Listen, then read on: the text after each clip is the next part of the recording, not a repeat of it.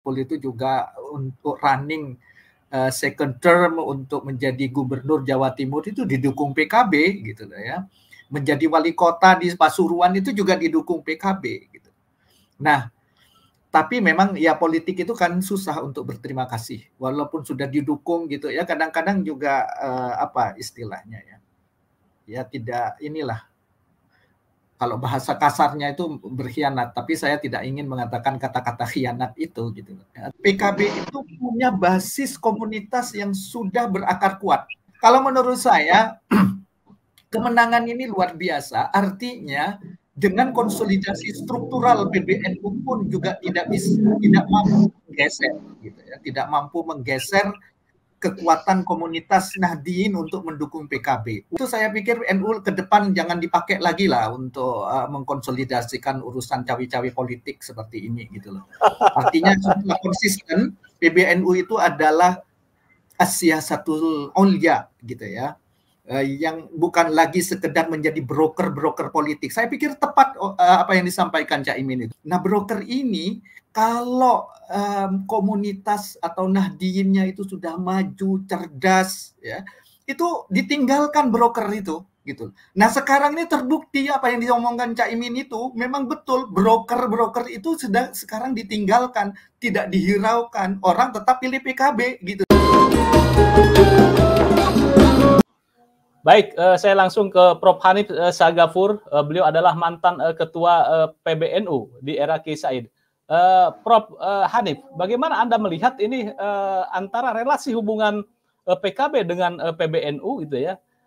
Pilpres kata Carohim tadi belum kelar, masih berjuang, tiba-tiba gitu ya. Ada serangan Gus Ipul yang mengatakan PKB kembali ke jalan yang benar. Padahal di sisi lain suaranya melesat. Bagaimana Prof. Hanif?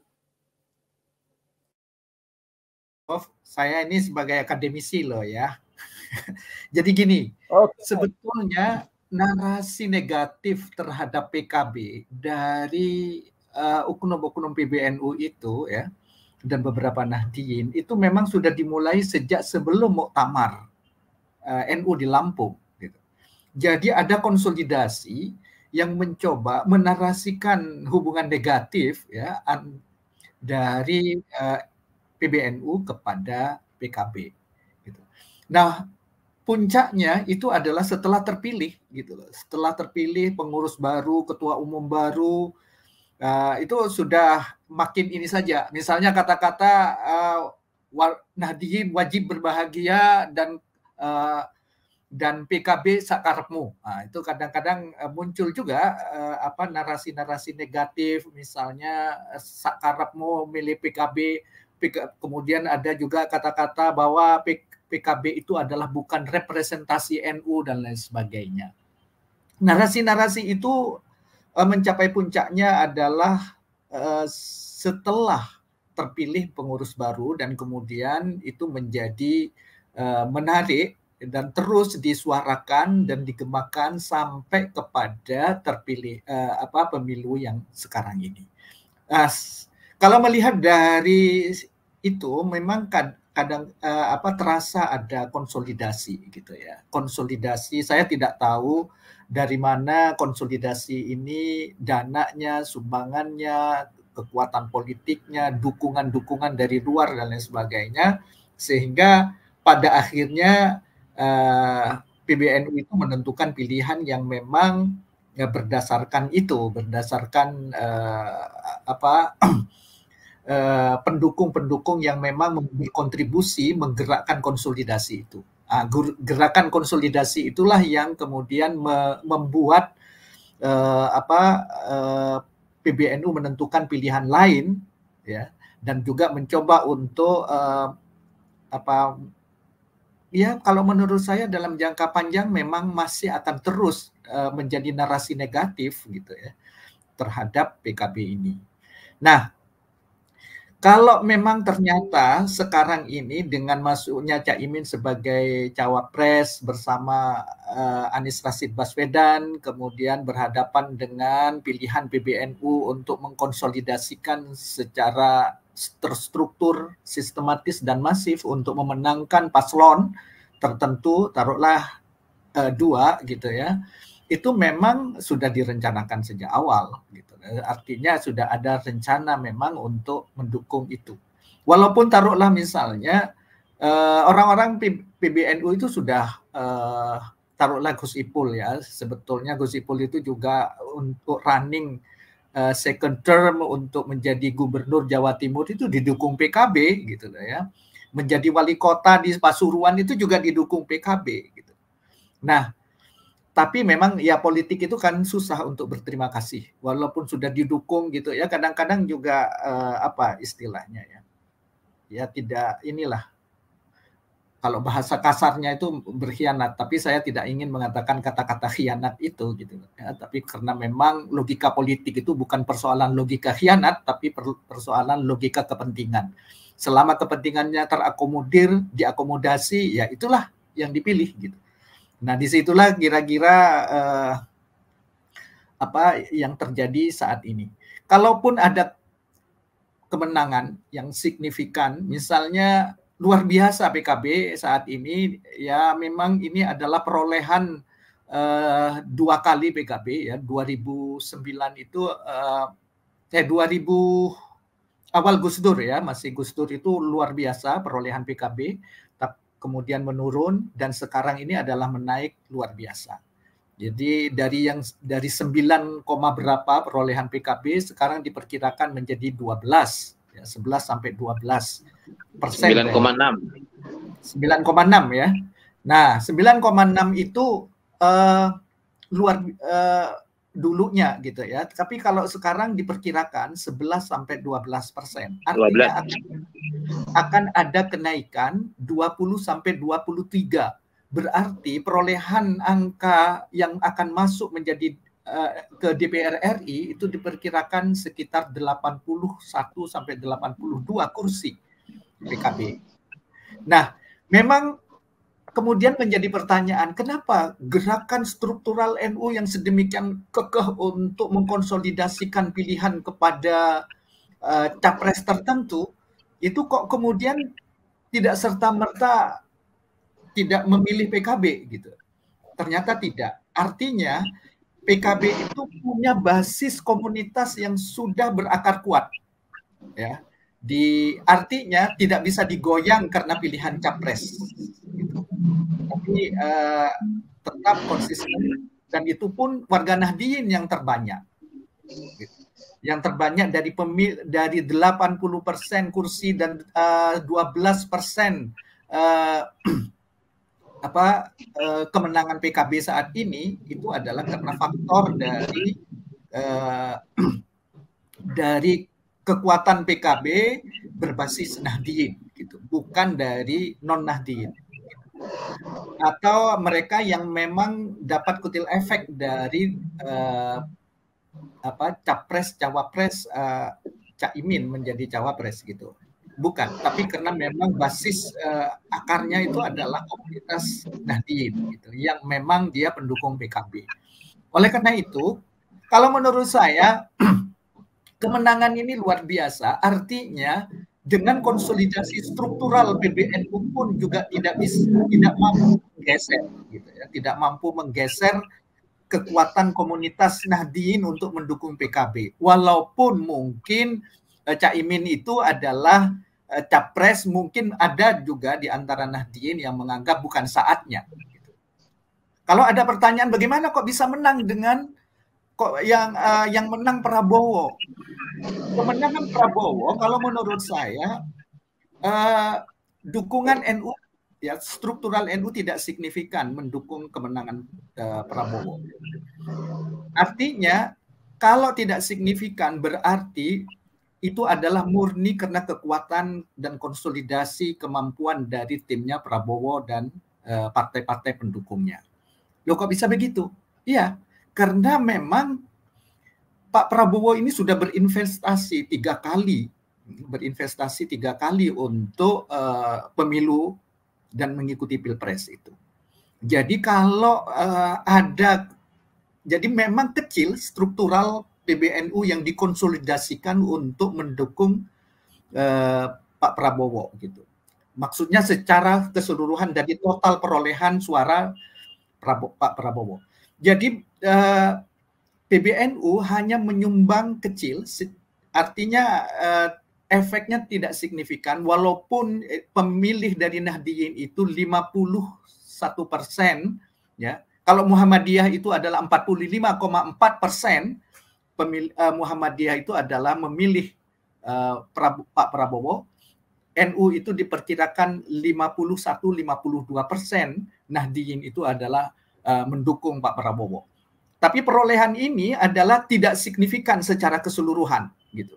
Walaupun itu ada konsolidasi struktural dari organisasi Nahdliyin, tapi kemenangan total Pak Prabowo itu menjadi kecil dari sumbangan yang diberikan oleh Nahdliyin. Nah, itulah yang kira-kira artinya PKB dan kaum Nahdliyin itu memang sudah memiliki basis yang cukup kuat, gitu. Walaupun itu pun juga harus terus dirawat oleh PKB supaya tidak lagi lari pada tahun-tahun ke depan. Apalagi perolehan suara PKB yang sekarang signifikan itu, yang dulunya kosong, yang dulunya tidak ada dukungan, justru jejaring lama NU dan PKB yang kuat seperti di Aceh, ya, dan di Kalimantan Selatan, ya, itu perolehannya luar biasa, gitu. Kalimantan Selatan memang pernah menang P3, gitu ya. Begitu juga Aceh pernah menang P3, gitu. Tapi itu adalah sejatinya suara Nahdliyin, ya, gitu, suara Nahdliyin. Nah, sekarang ini ada momen di mana Caimin maju, ya, kemudian ada PKB di situ. Nah, orang yang semula dulu melihat P3 itu sekarang sudah mulai melihat PKB, gitu ya. Sudah mulai melihat PKB. Tapi yang paling penting jangan kemudian lengah PKB ke depannya, tetap harus konsisten menjadi organisasi, bukan hanya organisasi partai politik berbasis massa, tapi harus memiliki kekuatan kader. Kalau hanya mengandalkan massa, PKB tidak akan menang lagi ke depannya. Artinya PKB itu hanya sekedar menghimpun massa, gitu. Menghimpun massa. Dan kekuatan kader ini saya belum melihat kuat di PKB itu. Tidak seperti PDIP misalnya punya sekolah kader misalnya, begitu juga PKS dan lain-lain. Oleh karena itu juga harus move on lah PKB itu ke depannya. Seperti itu, Mas Yusuf. Oke, baik, ini menarik ini bahwa Prof. Hanif mengatakan bahwa tidak signifikan sebetulnya dukungan struktural menyumbang suara terhadap Prabowo. Ini dari M. Nasuki nih. Prabowo menang bukan faktor dukungan NU, tapi karena bansos menjelang Pilpres tepat sasaran pada 40% warga miskin. Apakah Anda mungkin ini ada pengaruh ya dari sini? Sehingga kelihatannya bisa terekam di perolehan suara Prabowo itu ya. Silakan. Ya, jadi begini. Perolehan terbesar Pak Prabowo itu adalah karena konsolidasi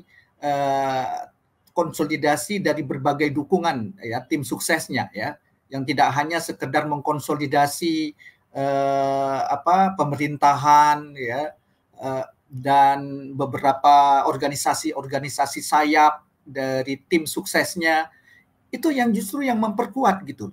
Nah, sekarang konsolidasi NU itu kan hanya sedikit saja dari sekedar jumlah, ya, dari total kemenangan Pak Prabowo 58 atau 50 berapa gitu ya, walaupun itu masih kontroversial juga saat ini. Nah, tapi kemenangan itu adalah kecil kalau konsolidasi struktural PBNU. Oleh karena itu saya pikir NU ke depan jangan dipakai lagi lah untuk mengkonsolidasikan urusan cawi-cawi politik seperti ini, gitu loh. Artinya sudah konsisten, PBNU itu adalah as-siyasatul ulya, gitu ya. Yang bukan lagi sekedar menjadi broker politik. Saya pikir tepat apa yang disampaikan Cak Imin itu. Bukan karena saya ini ya urusan dukung-mendukung, tapi memang itulah bahasa yang dipakai oleh Eric Wolff, ya, dan Clifford Kidd untuk menggambarkan Kiai Jawa, Javanese Kiai, the changing role of the cultural broker, gitu ya. Bahwa broker itulah yang sebetulnya kalau menurut bahasa ininya ya, itu adalah street level politicians, politisi kelas jalanan, gitu ya. Dan itulah yang disebut broker, gitu. Nah, broker ini kalau komunitas atau Nahdliinnya itu sudah maju, cerdas, ya, itu ditinggalkan broker itu, gitu. Nah, sekarang ini terbukti apa yang diomongkan Cak Imin itu memang betul, broker-broker itu sudah sekarang ditinggalkan, tidak dihiraukan, orang tetap pilih PKB gitu loh. Itu bahasa teori ilmu sosial ya dari Eric Wolf yang kemudian dicari apakah memang begitu masyarakat Nahdliin? Apakah memang begitu masyarakat kiai-kiai Jawa itu?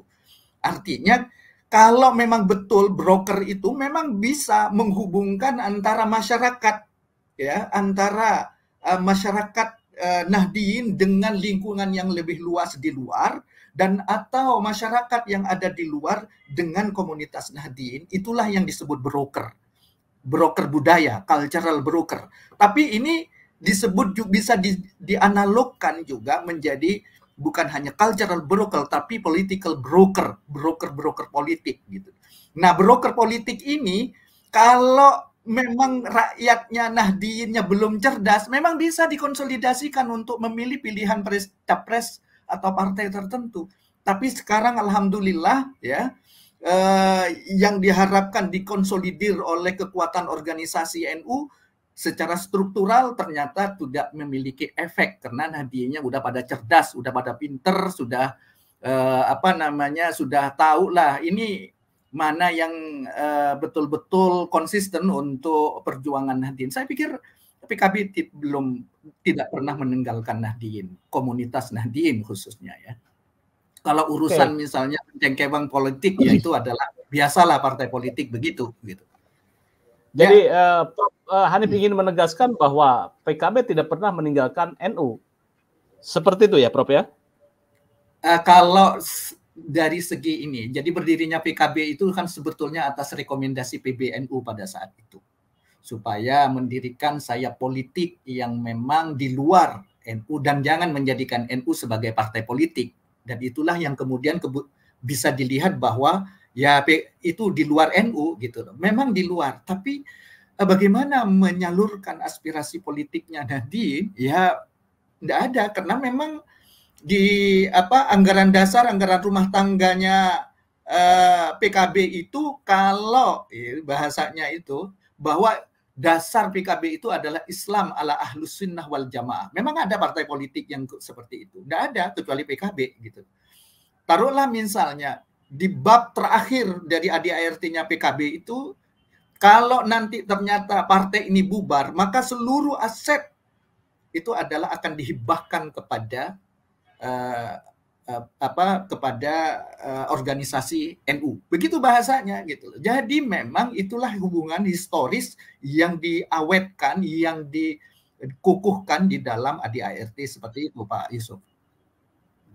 Oke, baik. Saya langsung ke Prof. Hikam. Prof. Hikam, bagaimana Anda melihat ini fenomena seperti ini? Bahwa ada yang memprediksi bahwa PKB tanpa dukungan PBNU akan turun atau jeblok suaranya. Tetapi dengan adanya Cak Imin menjadi cawapres, kemudian juga PKB melesat, ini bagaimana Anda melihatnya, Prof? Oke, assalamualaikum warahmatullahi wabarakatuh. Waalaikumsalam. Yang saya muliakan Pak Yai Mukhlas, yang saya hormati Profesor Hanif, Cak Abdurrahim yang terhormat, dan yang saya banggakan Mas Yusuf sebagai moderator pada Suka TV. Sebelumnya saya ingin menyampaikan bahwa seandainya saya jadi Gus Ipul ya, sebelum memperingatkan Gus Ami atau Cak Imin, saya akan menyampaikan ucapan selamat dulu kepada PKB ya, supaya ada jalan yang lebih smooth lah, yang tidak akan dimarahi oleh Pak Yai Mukhlas. Ya, kalau kita mengatakan ya selamat kepada PKB yang memecahkan rekor beberapa calon baru